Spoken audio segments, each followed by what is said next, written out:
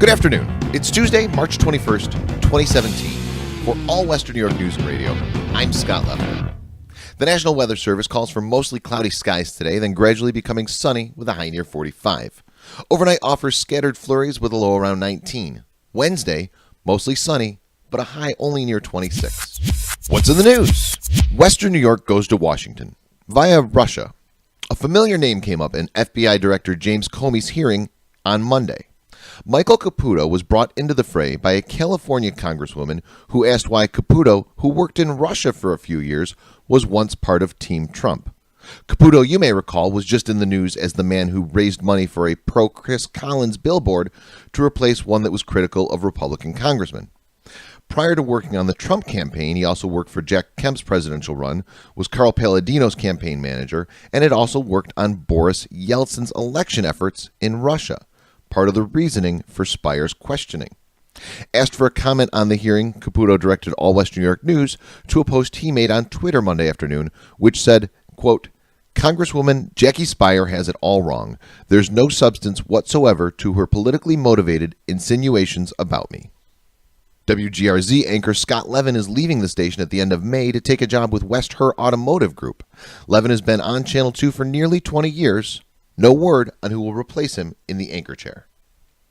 A federal jury convicted Matthew Nix, age 37, of Rochester, and Earl McCoy, age 35, of Brooklyn, of conspiracy to commit Hobbs Act robbery, attempted Hobbs Act robbery, carrying and brandishing firearms during crimes of violence, narcotics conspiracy, carrying firearms during drug trafficking crime, and possessing firearms as convicted felon. The charges carry a maximum penalty of life in prison and a $3 million fine. Prosecutors say that the defendants were the leaders of a group of criminals who engaged in armed home invasions of individuals they believed were drug dealers, as well as a jewelry wholesaler in the town of Greece. Police news. A 27-year-old Niagara Falls woman was charged early this morning with driving while intoxicated with an infant in the car, a Leandra's Law violation. According to the Niagara County Sheriff's Office, an NCSO road patrol initiated a traffic stop in the McDonald's parking lot after a vehicle was observed passing a red light at the intersection of Niagara Falls Boulevard and Military Road in the Falls.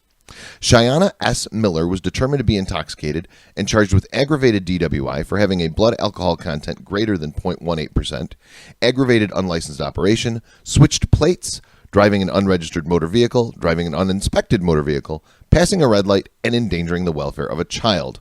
Child Protective Services was contacted to continue with the investigation, while Miller was taken to the Niagara County Jail in lieu of bail set in the amount of $750. She's due in Niagara Falls City Court on Wednesday.